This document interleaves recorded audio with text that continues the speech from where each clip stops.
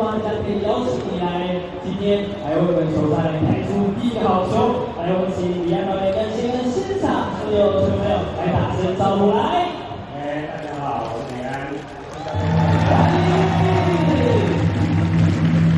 是的，也来访问一下李安导演。当然，其实他是第一次在我们中华职棒来开球。B周为了这个开球，其实他前几天特别来球场来练球。接下来要为悍将在今年的职棒开出第一个好球，可以问一下现在的心情如何吗？第一个球我知道会不会是好球。其实我从小就看少棒长大的，所以今天来到这边好像美梦成真。一方面很兴奋，然后压力很大，一起这样子。是，我们也希望那位李安导演的掌声帮李安导演加油，开出第一个好球。再来就是每次在我们的开球都会来询问一下我们开球贵宾。今天李安导演身上所选的是20张，可以转身让球员来看一下吗？23号。哇哦，那可以来问一下，李安导演怎么会选这23号呢？23号是我的生日，然后又是Michael Jordan，他打过篮球，打过棒球，所以我没有多想，就用了3号。是，我们掌声鼓励好不好？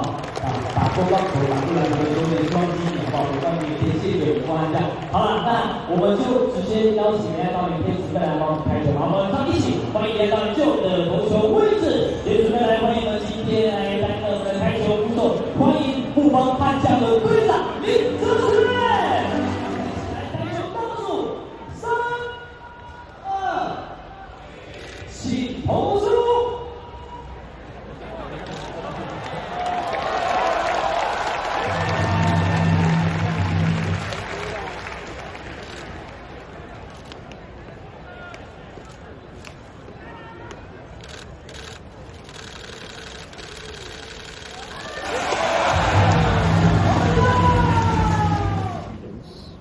都是很早以前的事情，那都是40年前、30-40年前的事情。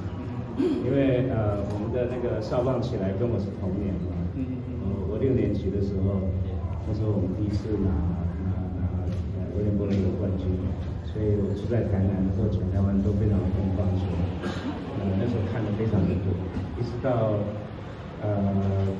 我念大学当兵的时候，那时候青少棒青棒都起来了，所以就是整个的成长都在看棒球，就是看台湾的棒球。不过那时候还没有职棒。我认识我太太，就是说刚刚到美国就去帮青少棒去加油世界冠军，那时候荣工拿世界冠军加油，是这样认识我太太。因为棒球的对，盖瑞城在那个伊利诺盖瑞城我们认识的。